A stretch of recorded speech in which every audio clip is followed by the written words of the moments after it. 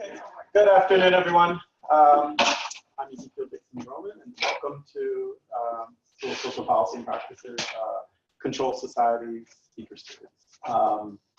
I wanted to take the opportunity to welcome you, and also, I should also mention this is a speaker series that's funded by the School of Social Policy and Practice, the Provost Excellence and Diversity Fund, and the Price Lab for Digital Humanities.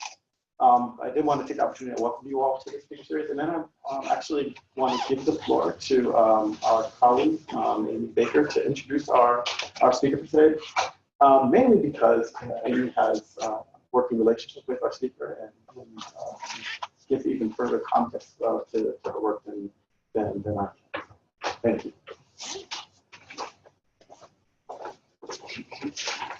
So I'm gonna do this formally and then informally, okay? So I'm gonna read your bio, right? Okay. I'm really excited. Yes.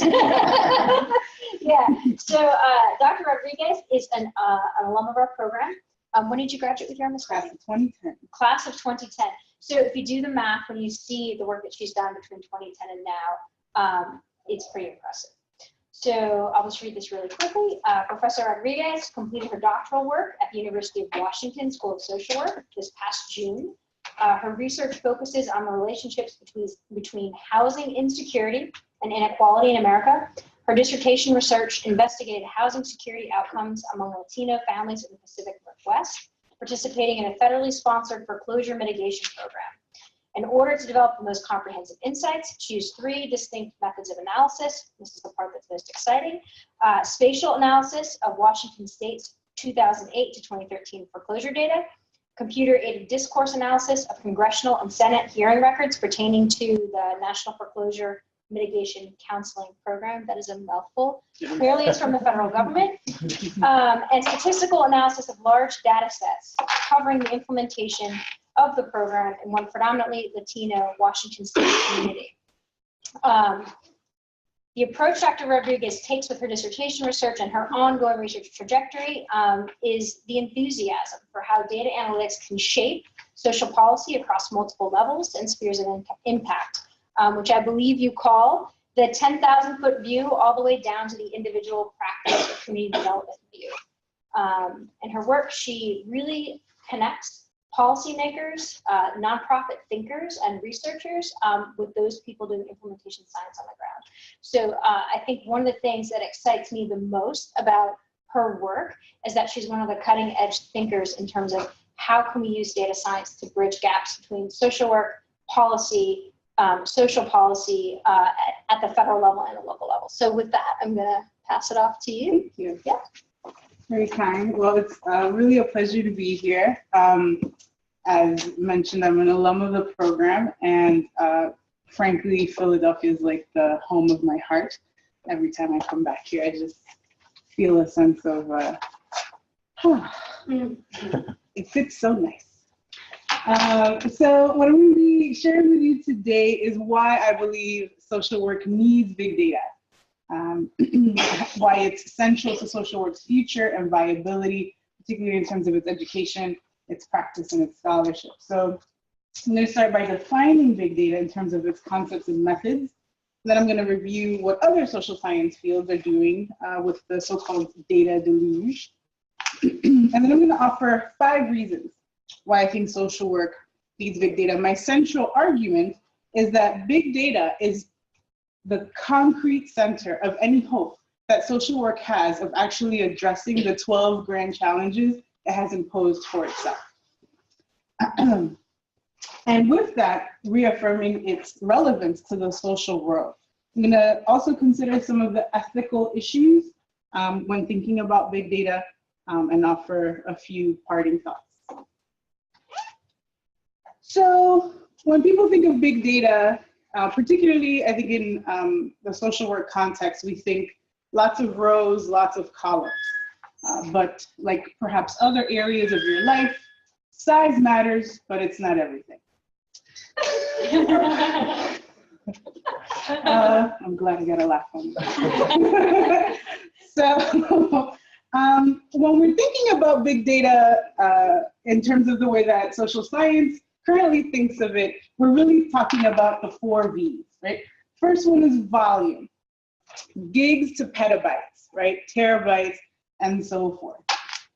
How big is it? We're also talking about velocity. So the real-time production of data is central to big data. Second, we're talking about variety, right? So big data involves consumer data, health data, the so-called quantified self, those of us with Fitbits and Apple Watches, traffic, crime, social media, etc.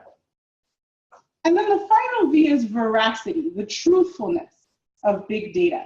And with that comes a term called data provenance. So the actual metadata, the origination data of where big data comes from, what it was collected for, or how it was created, and therefore its suitability for the research enterprise, for example. So the key defining characteristics then are that big data is unstructured. You may have heard of the term data wrangling. It sort of conjures up this idea that big data is the wild, wild western frontier of the social science enterprise, and we have to throw out a lasso and kind of wrestle it to the ground before we can make any real sense of it.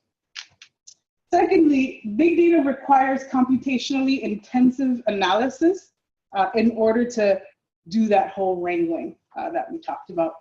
So some examples include sort of social media, cell phone data, user clicks on websites, for instance, search engine results, cell phone usage, etc. Another key defining characteristic of big data is the methodologies associated with its use. So, for instance, parallel processing is a term that you may have heard, which in essence refers to taking a task, breaking it down into pieces, and then having it processed by simultaneous units within a computer. So for example, if you're a nerd like myself, when you go out to buy a computer, you really care about whether or not that computer is a dual core processor, a quad core processor, an 8-core processor, because the more processors you have, the more parallel processing you can do. The second computationally intensive analysis method that you might have heard is predictive analytics. In essence, taking large quantities of data and looking to make predictions about the future based on your findings. The predictive analytics turn in big data is also sort of part and parcel of the Bayesian turn in statistics. The more you hear Bayesian, the more we're talking about predicting the future based on the past.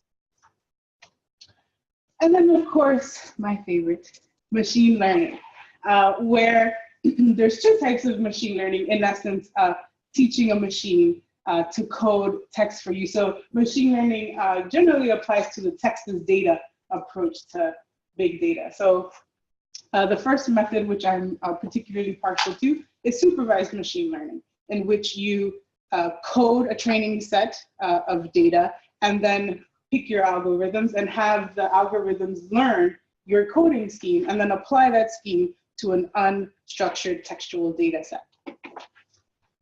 Unsupervised learning is where you sort of let your algorithms loose on your textual data and allow the algorithms to develop their own patterns based on their own criteria. And then finally, there's what I think is one of the more fun aspects of big data, and that's distributed computing environments. So what we're talking about here is something you might be familiar with, which is Hadoop. So Hadoop is a Java-based programming framework that helps process and store large amounts of data by using a MapReduce technique. And that MapReduce technique was inspired by Google's MapReduce file and storage system. But Hadoop is free. So what are other people doing, right? Myself, I learned computational social science from a political scientist. His name is John Wilkerson at the University of Washington, who actually has been using computationally intensive methods since 2006. But political scientists themselves have also been really engaged with big data and those techniques for since the early 2000s. Grimmer, one of the exemplars you see here, is well renowned in political science for his work on computationally intensive methods, particularly in regards to text as data. This study here with Stewart in 2013 is one of the exemplars in political science and is used as sort of the benchmark for how text as data is done in poli-sci. And then the Berinsky study is also incredibly pioneering with its use of Amazon's Mechanical Turk, which you might be familiar with for running experiments. And this particular study replicated some of the more seminal political science experiments. It is incredibly fascinating. I encourage you to read it if you're interested in text as data, or sorry, if you're interested in thinking about Mechanical Turk. Communications also has been thinking about big data for quite some time. We have noted two particular exemplars. So the Humans in New York study, which shows how social media companies can actually hinder social movements' use of social media for organizing purposes. I'm going to mispronounce this person's name, Tafuchi, I believe. And that study on how social media impacted decisions to participate in the Tahrir Square protests. In fact, communication scholars really were at the forefront of conducting research on the Arab Spring, as it was called, in real time, using Twitter and Facebook and examining how processes were actually unfolding on the ground. Communications is so partial to big data that they've actually established some journals to do this work. So Social Media and Society, established in 2015, Big Data and Society. New Media and Society is a very well-regarded journal within the field of media. Impact factors at 3.1, which is frankly better than some social work journals, or if not most of them. Geography has also been doing phenomenal work with big data. So this is an example from Professor Monica Stevens, who's a geography professor at Humboldt State University. This particular project is called the Geography of Hate. So what her and her team did was they mapped hate speech on Twitter between June 2012 and April 2013. They took the entirety of geocoded tweets during that time frame and used sentiment analysis to look at the negative uses of these terms in those tweets. So that resulted in about 150,000 uses of, of hate speech. So this particular screenshot is negative uses referring to the N-word across the state. You can actually zoom in and look at the city level, neighborhood level. And there's also, as you know, at the top, disability, negative language, homophobic language. This is a really interesting study.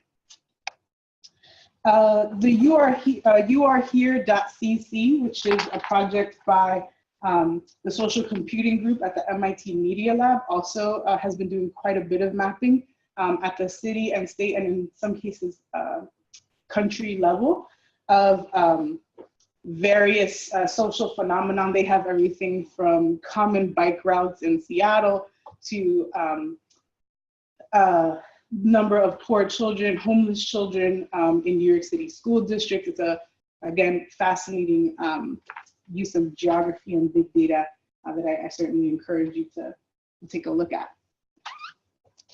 Sociology, also big data all the time over there.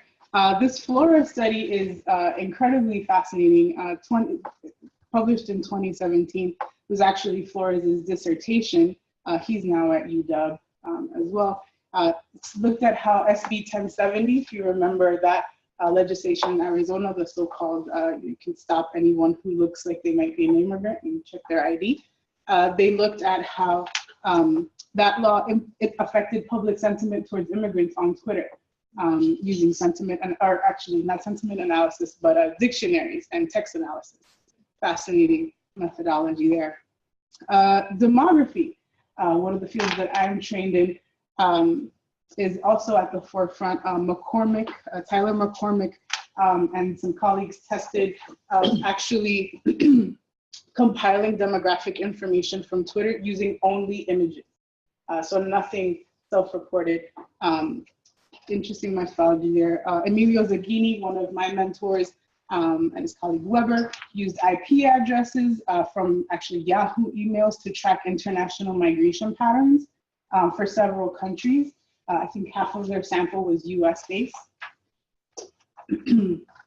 Public health, also doing a lot of big data work, so much so that the NIH listened. And there's an initiative that I don't know if you might be familiar with called Big Data to Knowledge, the BD2K program, whose aim, as listed here, is to support the research and development of innovative and transforming approaches and tools to maximize and accelerate the integration of big data and data science into biomedical research. There's funding mechanisms tied to BD2K for the use of things like social media and big data for biomedical research. They also have an incredibly interesting free webinar series that's housed on YouTube that's exploring defining characteristics of big data in biomedical research. They're developing apps, data storage and curation mechanisms, interesting things. So clearly there's a lot of people at the big data party. So where's social work, right? Other folks have developed active big data arms for quite some time. Where are we? Well, the grand challenges of social work, which you may have heard of, certainly if you attended SWIR this past January, you did 12 challenges that the field of social work has pledged to work on over the next decade. Two of them involve big data and technology. So one, harnessing big data for social good, in essence, talks about, yes, there's ethical issues, but really social work needs to join the party. We have a lot of expertise in using large administrative data sets, which presumably translates into foundational knowledge and data creation and processing. They lay out some recommendations for building further expertise within the decade, including adapting data science education into MSW and PhD programs, and attracting and retaining scholars who are passionate about data. The second grand challenge related to technology is the practice innovation through technology in the digital age. And so the scholars here are really referring to information and communication technology, so apps, gaming, mobile tech, robotics, the quantified self. And they're really mostly focusing on social work as the principal mental health provider in the United States. As you know, social work, as you might know, social work, more social workers are providing mental health services than any other field in the United States. And so the authors here are really thinking about how technology might be able to improve access to services. So things like telecounseling and apps to help folks stay on certain treatment regimens and so forth.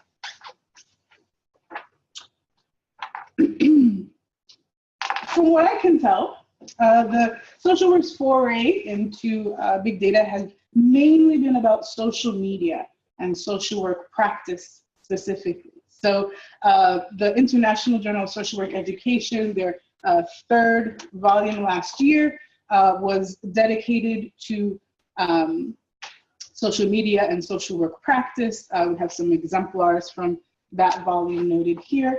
Of course, you know that the NASW has guidelines around social media and use of self in practice, some ethical guidelines.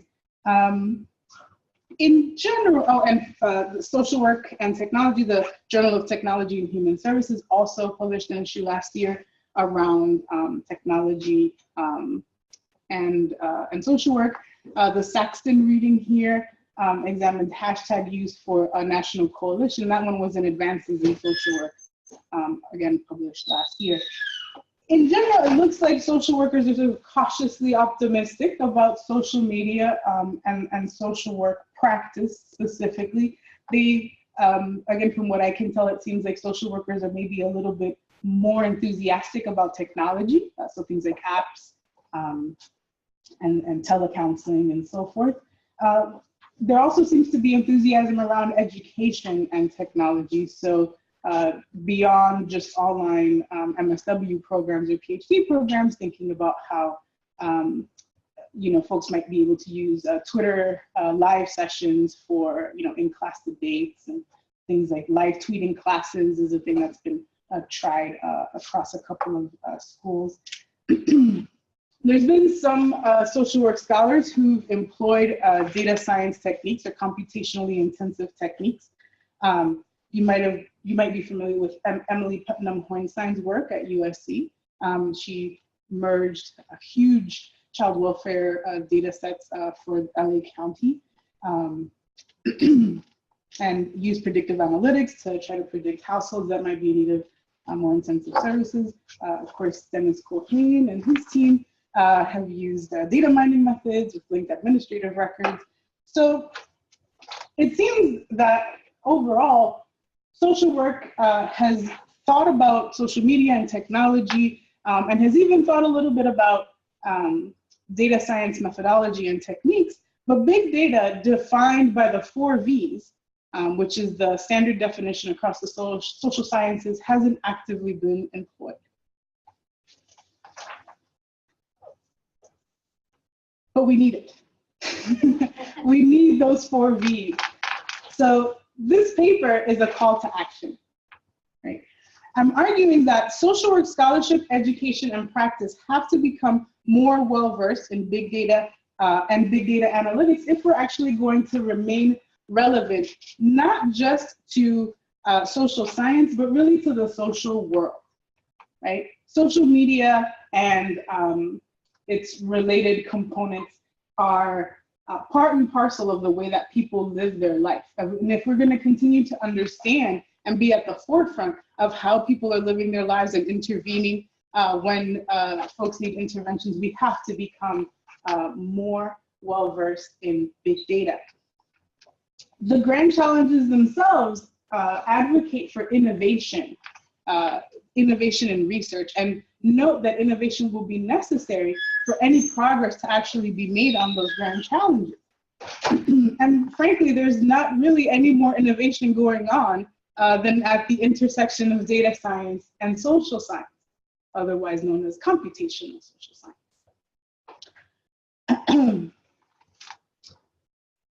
As it says there. So across all the across all 12 challenges, big data, frankly, provide the means necessary by which those solutions will actually be generated, because big data, by definition, are comprised of real-time information on how human beings are living their life today, right now, right at this minute. So, social work needs big data. Why? Number one, social work needs big data in order to keep BSWs and MSWs competitive. In this chart that you probably are having a hard time seeing, are listed the top 10 careers related to data science. So it's not always data scientists. Sometimes it's, is this pointer working? Yeah, so computer systems analysis, sometimes it's statistician, financial analyst, mathematicians, and so forth. But these jobs represent approximately 2.5 million jobs, which grew 12% between 2012 and 2016. Average earnings, 68,000 to 114,000, significantly more than most MSWs can expect to earn walking out with their MSWs, to say nothing of BSWs. Right? These postings are across public and private sectors. Now, some people might say, well, that's fantastic, Maria, but social workers are not data analysts. What does data science have to do with social service provision? Well, most social services are now turning to data science, not just for funding, but for actual service delivery. So Pittsburgh, the country of New Zealand, city of Los Angeles, the state of Wisconsin and Maine, New York City. What do they have in common? Well, all the child welfare departments of these areas have begun using predictive analytics to target services. That might be really scary or really helpful, depending on who's sitting at the table. Other sectors are using predictive analytics for social service provision as well, including criminal justice, education, employment, and housing finance. So some examples. If you read Kathy O'Neill's Weapons of Mass Destruction, because you don't have enough to read, add that to the list. The criminal justice system has begun using intake surveys when folks walk into prison and using that information to predict their likelihood of recidivism. On the one hand, that sounds like a great idea. Yes, let's offer folks intensive services to make sure that we don't see them again. But who are we picking? Who's being flagged and on what terms, right? In education, we're using big data in order to predict what schools folks should go to at the higher education level. For-profit universities are using big data analytics and predictive analytics to target households for admissions campaigns, right? Employment, if you walk into, is the Fresh Grocer still around? Okay, excellent. If you walk into the Fresh Grocer and you fill out a job application, it's possible for them to then use that job application to predict your likelihood of leaving the Fresh Grocer and at what rate, right? How soon will you leave? In housing finance, servicers are using predictive analytics to figure out who has a higher likelihood of defaulting on their loans, and then streamlining them towards different products based on whatever risk has been calculated. I can guarantee you that there are little to no social workers at any of the tables that are making decisions about who these algorithms are targeting. That's a huge problem, right? It's our professional mandate to make the mainstream in society recognize the margin, right? But we're failing if we're not taking part in these conversations that are automatically flagging people simply because of where they live, their race, their ethnicity, etc. Third reason, organizing is now digital.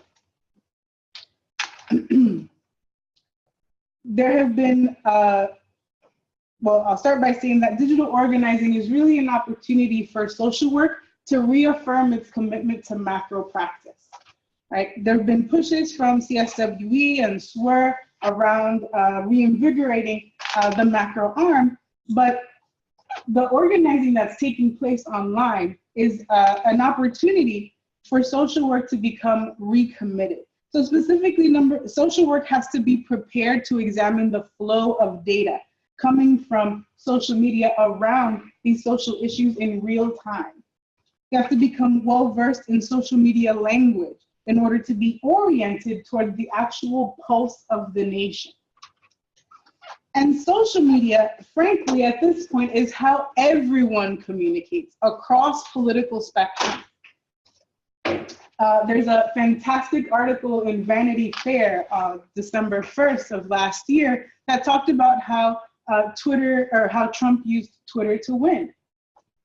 Social workers should be right at the forefront of writing scholarly works, examining that organizing strategy.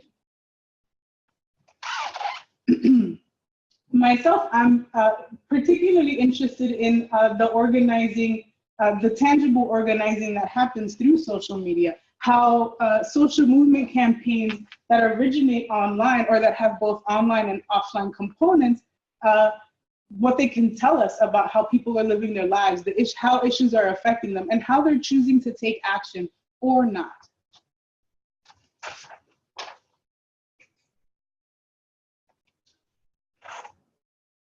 Reason number 4 that social work needs big data is because we just need to think bigger. The grand challenges are exactly that. So if you're not familiar with them, they involve things like ending homelessness, ending poverty, ending family violence, child maltreatment. Those things are not going to end through individual level intervention. It hasn't happened so far, and I would submit to you that it's not going to happen at all. In order for social work to actively engage in the concrete ending of these social issues, as we espouse to in grand challenges, we have to get beyond the individual to the community, to the society, and frankly, to the world, the way we make sense of civil life. Big data provide the mechanism for that. Big data allow us to scale up our levels of research, local, state, national levels. And frankly, big data bridges this interesting divide between so-called micro-social work and so-called macro-social work. It's impossible to treat a person outside of context. And it's impossible to work within a community without knowing how individuals are doing.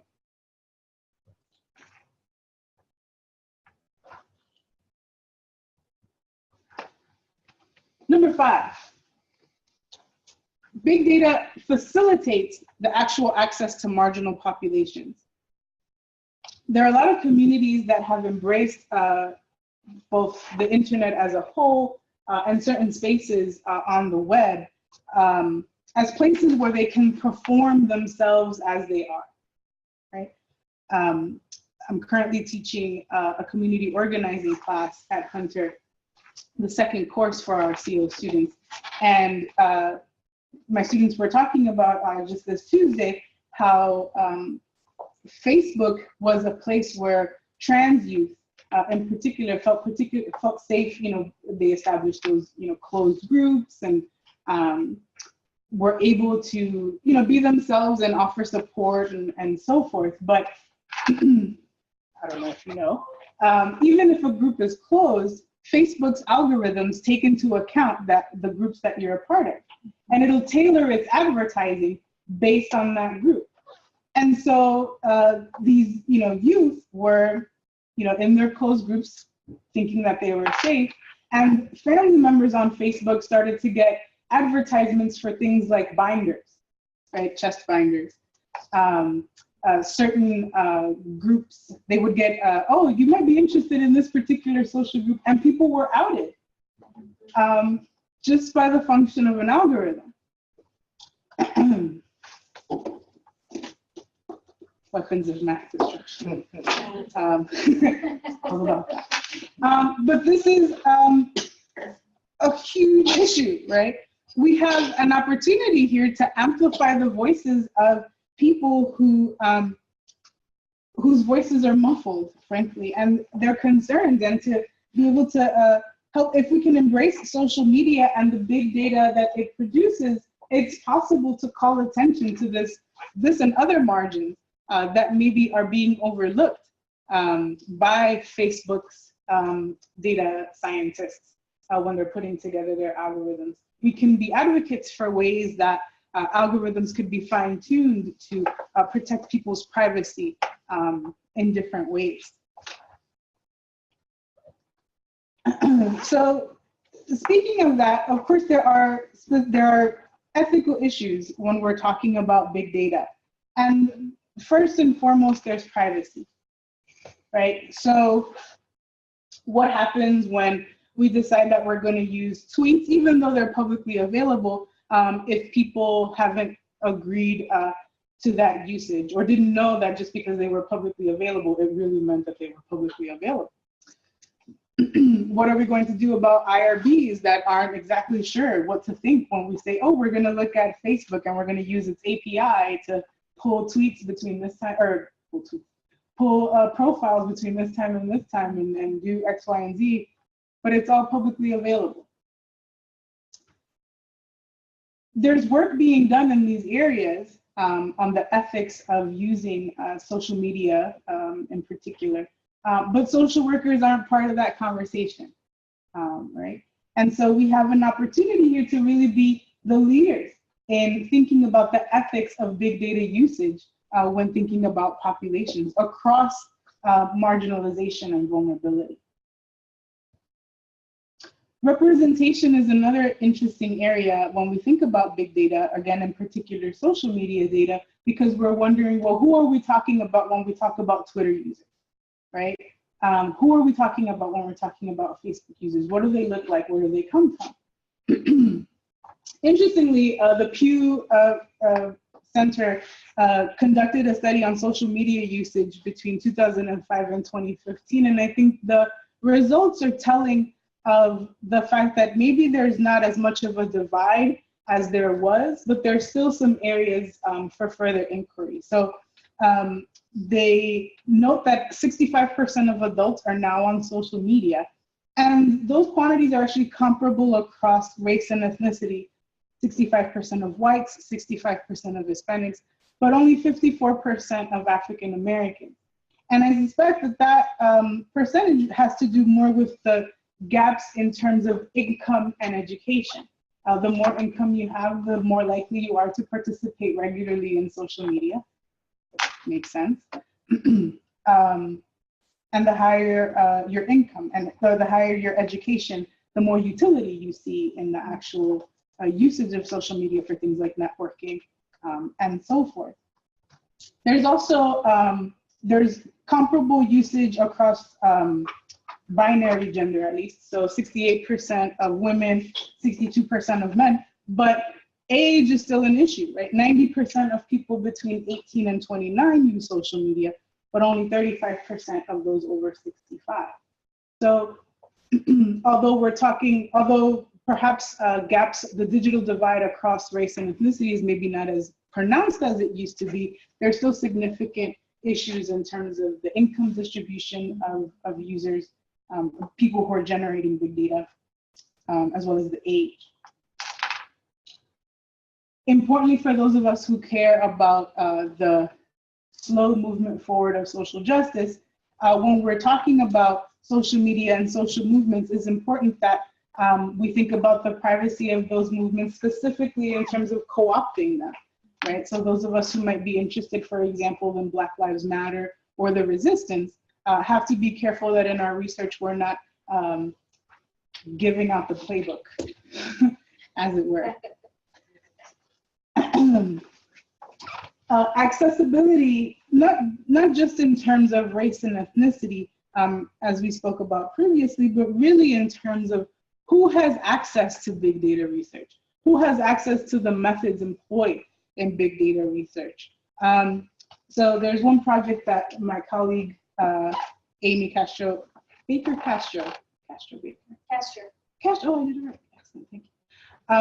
That we're working on across looking at how organizations might be able to use things like supervised machine learning in their own advocacy efforts, thinking about how those organizations might build sustainable sort of data analytics arms, how social work students might be able to help infuse some of that knowledge into organizations.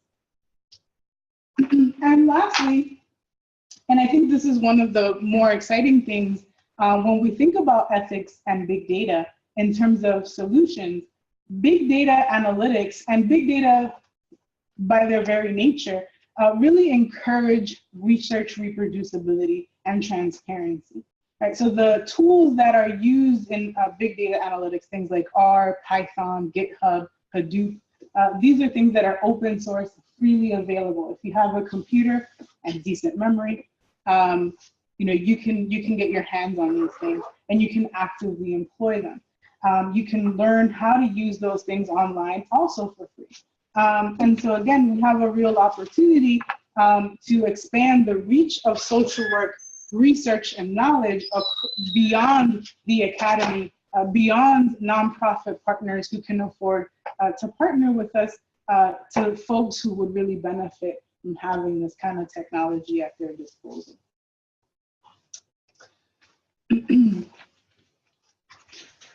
So in summary, big data defined by the 4 V's is not being employed in social work. It's being ignored, I would submit. And we need it because it's going to help keep our graduates competitive in the marketplace.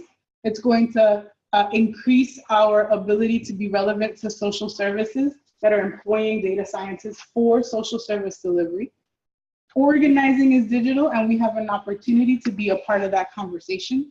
We need to think bigger if we're actually going to solve the grand challenges of social work. And frankly, big data can help us understand marginal populations that would be difficult to reach if it weren't for the internet.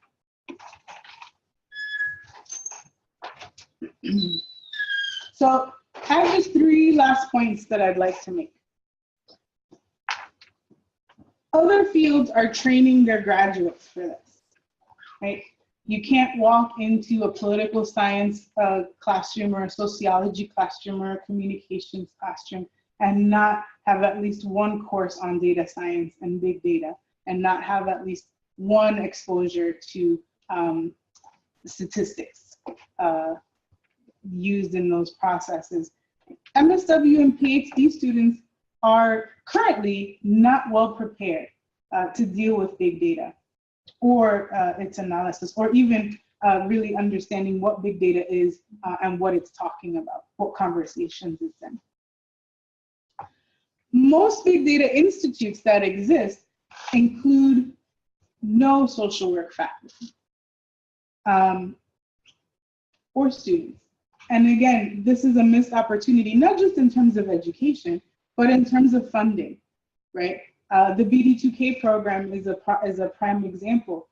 They're giving out money to all sorts of people who understand, what supervised machine learning is, for example. There's training grants for doctoral students, master students, junior scholars who are interested in mentoring junior scholars. We really need to get into this conversation. And finally, social work really needs to develop the ability to leverage the new technologies that are a part of the big data revolution, right? Present company excluded. Most folks in social work wouldn't know what I was talking about if I talked about Hadoop. They would be like, that's not even a word. What are you talking about? Things like Amazon Web Services, distributed computing, Shiny apps, right? Object-based programming. They would be like, what? You are in the wrong field. And I submit that our field needs to join the conversation. It needs to join those tables before the dialogue is over. Thank you.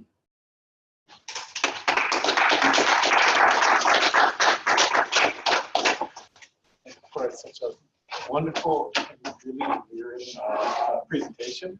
I'm assuming that a number of us probably have some questions or even reactions or comments, and I want to open the floor for some questions and discussion. Yes. Actually, short question.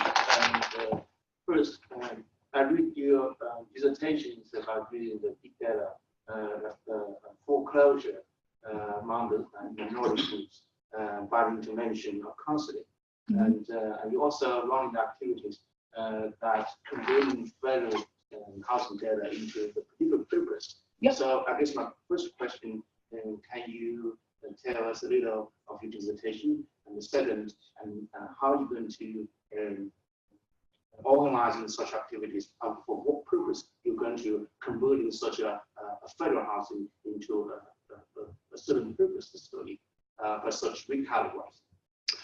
Thank you. I'll try to remember those, and please forgive me if I forget, and please remind me. So my dissertation, the big thing I care about is housing. That's what I wake up in the morning thinking about and stressing about when I go back to bed. Not my own housing, thankfully, but other people. So my dissertation looked at the development and implementation of the National Foreclosure Mitigation Counseling Program, which was a consumer level program enacted during the foreclosure crisis to help homeowners avoid foreclosure. And so I did a 3-paper dissertation. The first paper looked at the trends in foreclosure in Washington State. The second looked at the actual content of the development of the policy. And that's where I employ supervised machine learning to scale up my analysis. And so I currently looked at 7 hearings, but I want to look at a decade's worth of hearings. And so the next step is employing supervised machine learning as used in automated content analysis to scale up the coding across 10 years. I've done it before, actually for my qualifying paper, where I looked at the development of the National Housing Trust Fund, and I looked at it between 2006 and 2016, if I remember that correctly. And so that methods paper is out under review right now. And so, so that's how supervised machine learning is related to my dissertation. In terms of one of my projects right now, I've compiled completed foreclosures at the parcel level, so the land parcel, completed foreclosures between 2005 and 2013 in Washington, California, New York, and Florida. And I'm going to merge that with the HMDA database, so the Home Mortgage Disclosure Act, 1970, if I'm remembering correctly, which has origination data on mortgages at the borrower level and includes demographic characteristics. And through that merge, I hope to tell the story of Latino households who were impacted by the foreclosure crisis. It's a little computationally intensive, more so as a result of the storage necessary. You know, I'm an R user, and R is limited by the memory that you have on your machine. So you have to like engage in parallel processing, all sorts of other stuff. And so I think your final question was how I hope to merge. Help me remember what your last question was. Oh, that was it. Oh, great. Yeah, I guess I want to ask this. How are you going to merge the data and for the certain purpose of using big data? It sounds like that you're working with the data to predict how soon and who is going to be running the risk in terms of foreclosure and the parcel data, and how going to, because the parcel is the aggregating. Because the parcel is the individual unit. There are lots of parcels in the problem building the same parcel, and how do you deal with that in detail? Right, that's a fantastic question, and it's ongoing currently. So even as we're compiling the data, we're thinking of strategies for it. So I actually just got my hands on the data last month, so we haven't traveled all the way down. But in essence, I'm looking to see, I'm not so much trying to predict who's going to have a foreclosure because the entire data set is completed foreclosures. I'm more interested in who was the household being foreclosed on in terms of race and ethnicity, and are there any characteristics that I can tell from within the data that might demonstrate why they were foreclosed on? So was it that they were more likely to have, for example, an Alt-A mortgage, right? So a mortgage that didn't require ID or identity verification or income verification, or was it simply the neighborhood that they lived in? So I foresee this project taking quite a number of years and being a whole lot of fun. Thanks for that. It's a good question. Yeah. Oh, yes. Sure. You mentioned, I heard during the introduction that you were studying housing insecurity. Is that through foreclosure, or was there some other data set you're using? right. It's through foreclosure. Okay. Yeah. Yeah. Thank you. So I have my own next, but I'd love to hear from your experience in your research. Where do you think some of the resistance within the field of social through big data education comes from? That's a great question.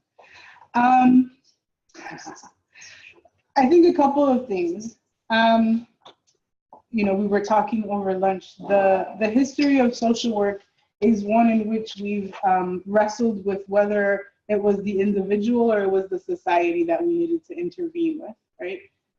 So that would be the first thing. The fight continues. to this day. But I also think there's some, and part of it is because, you know, social work is a profession historically and certainly today where more female identified people are employed and actively a part of, and there are gendered expectations about what female identified people are and can and cannot do, whether as a result of their own so-called biology, or whether as a result of what society says is okay. I think quantitative analysis is something that has historically been said to be out of the reach of the female identified person's brain. That's certainly not true, but as we're seeing now that those norms are changing, so I think that I think also that there's a very real concern around whether by using big data we're just kind of throwing out theory, right? So Wired magazine famously said, you know, we don't need theory anymore, we have data. The data tells us, you know, what's happening. We don't need to know why, right? And so that's problematic. No more causation either, just correlation. Yeah, no causation, correlation. That's right. You know, so that's, I think social work as a field might be a little bit nervous about that happening, and that's a valid concern. But I would lean more towards the expectations around who can and cannot use quantitative methodology, and whether or not quantitative methodology can speak to the social, right?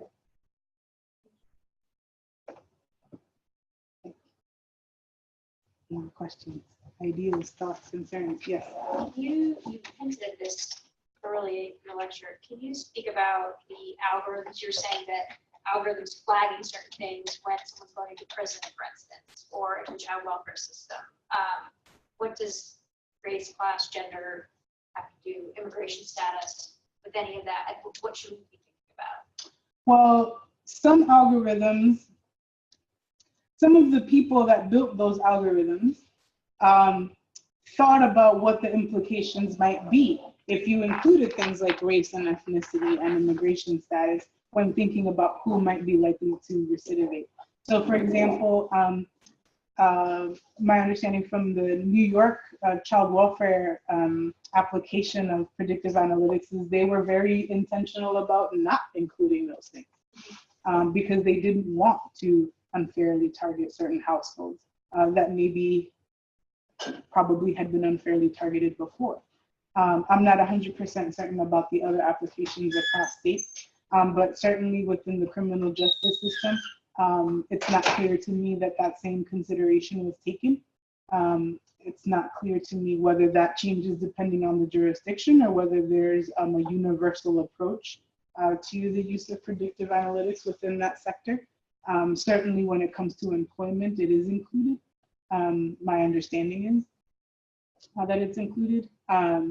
Certainly when it comes to for-profit universities targeting households for advertisements around their services, quote unquote, race and ethnicity and zip code geographical location is certainly included in terms of folks who would be more likely to use that kind of an institution. So does that answer your question? Yeah. Can I add to this? Whether race, ethnicity, gender, or even class are even included as predictors or features in a machine learning algorithm, they still have their way of making their way in. Yes, I'm wondering about proxy variables. And it's I'm thinking about our protective legislation protects against certain things, but if through big data you can figure out what a proxy variable is, are those things being written in and to what degree? There are the proxy variables, and there's also specific assumptions that are also made that are written into the algorithm themselves. So, for example, are you going to, for particularly thinking about recidivism, are you going to privilege false positive or false negative when it comes to predicting who's high risk? And that has direct implications to how many more people, how many more bodies are going to be predicted to be false positive, which also is going to have direct implications to those who are most likely to be predicted as high risk, which we can already begin to imagine the structural relationship. But the problem is that there aren't social workers at that table who could ask that question. I like this. I think it's my understanding that the recidivism algorithm like removes race, but keeps it in zip code. So it might as well keep You it. might as well keep it right. Yeah. Zip code, age, prior offense are known to be to covariate with. So. Yeah, thank you for that. Yes. Thank you, first of all, for coming to speak.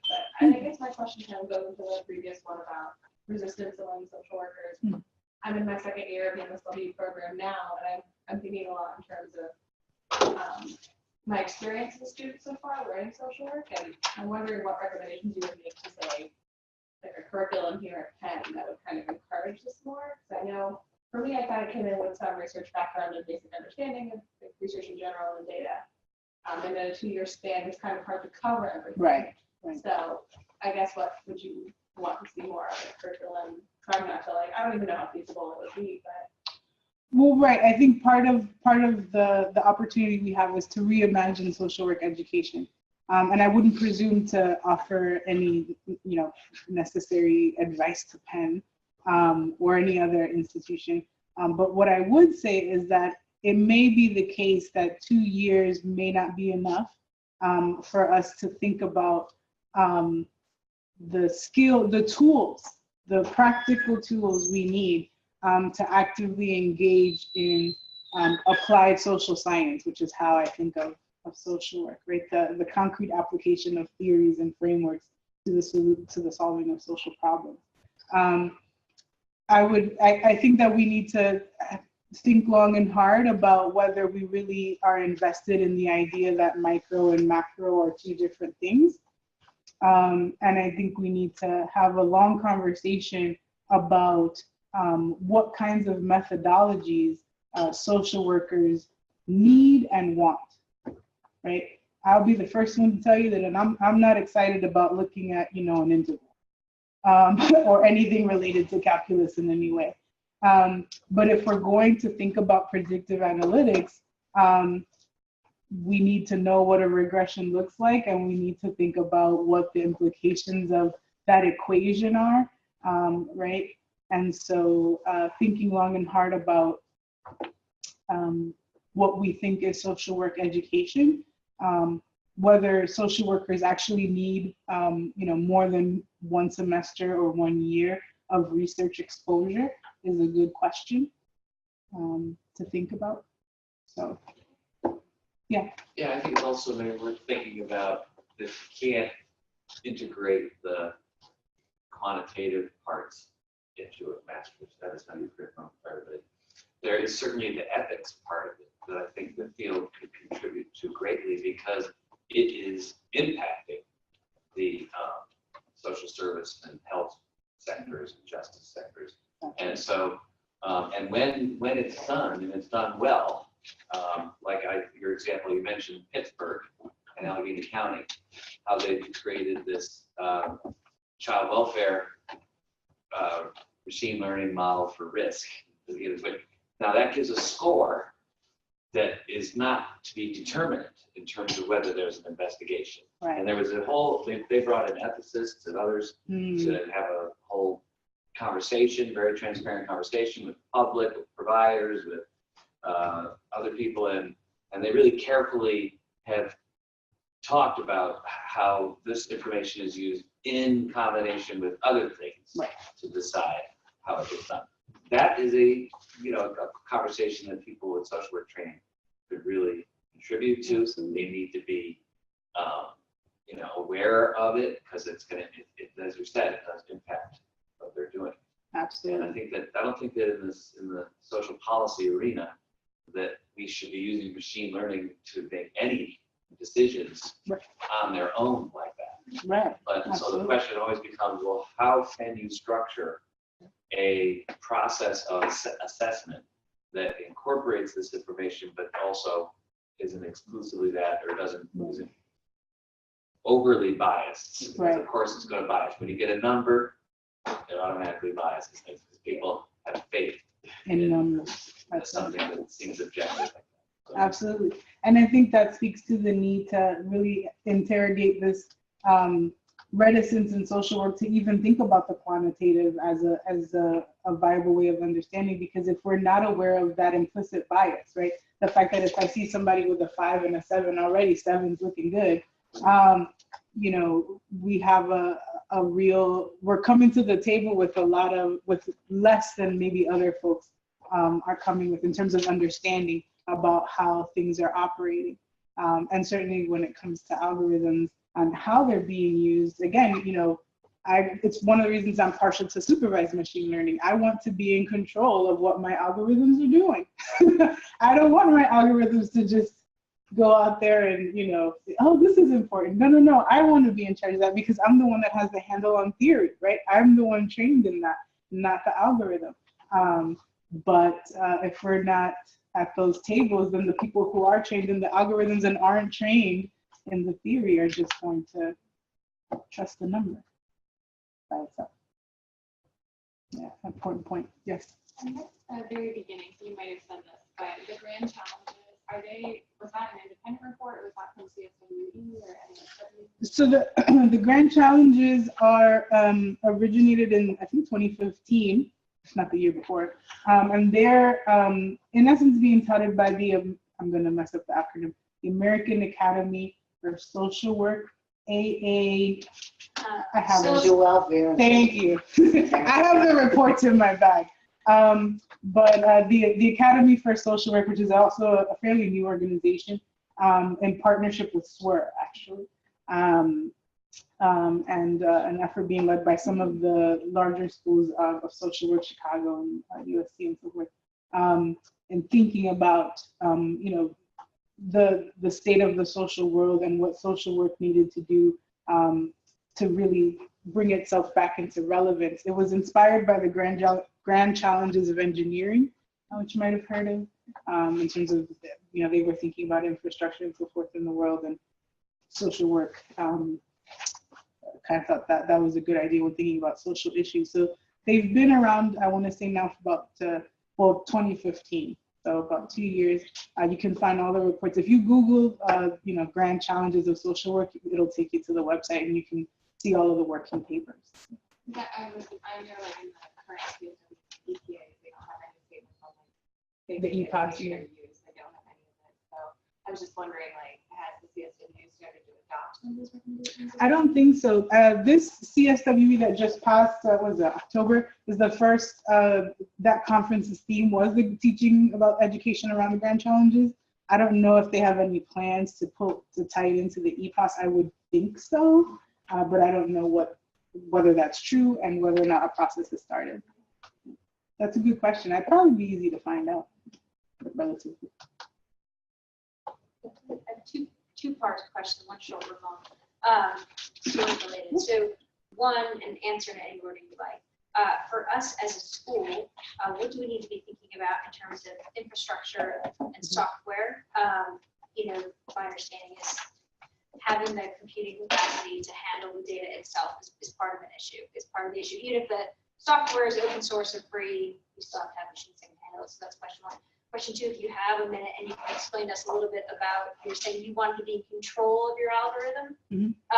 So if you could tell in a snippet, I know the background, but they don't, about your ACF study and using the advocacy coalition framework. So how do you use theory to apply the methodology? Sure. I found the pen and wrote it down. Okay. I know that was a big one. No. So in terms of infrastructure and tech, this is a huge issue. You need fast internet. So fiber optics, if that hasn't happened on Penn's campus, I would certainly encourage that conversation. Yeah, oh, excellent, good job. But then you want to think about data storage, right? So, you know, it was interesting being at the University of Washington because we have Microsoft, we have Amazon, so we had storage coming out of our ears. Servers, you know, the size of this building, you know, working, churning away. simulation clusters that could handle, petabytes of data. I mean, it was a nerd's paradise. But that's important. So thinking about whether or not, the kinds of storage, what are the storage options available at Penn? Are there simulation clusters that can be, is there parallel processing capacity? Are you able to do distributed computing in the sense of, are you able to have different nodes working on different things simultaneously? I'm not sure about what the infrastructure is at Penn, but those would be the questions I would be asking. What are our server capabilities? How much storage? Do we need to make a partnership with Amazon, which is possible for the low price of $150,000 a month? Do we need to be looking into cloud options? Do we need to give people virtual machines that can click in and off and folks can use as needs arise? I'm not an IT person, but just working on these kinds of data sets that literally can blow up your computer if it gets mad enough at you. What you're asking it to do, those would be the kinds of questions I would ask in terms of our infrastructure, or your infrastructure, I should say. And then in terms of ACF, and supervised machine learning. So in essence, what I did was just develop a theoretically guided coding strategy for applying the Advocacy Coalition framework to the development of the National Housing Trust Fund. So long story short, the ACF hypothesizes that coalitions arise in policy in policy environments, and those coalitions fight it out around different beliefs to move policy in certain directions, right? And the adjudication of those conflicts results in policy, right? And so the ACF has been well-studied.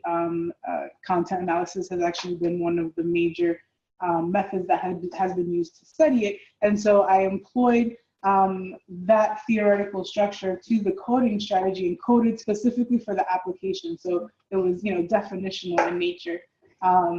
And then, so what I did was qualitative manual coding. I was sitting in front of Deduce coding text, right?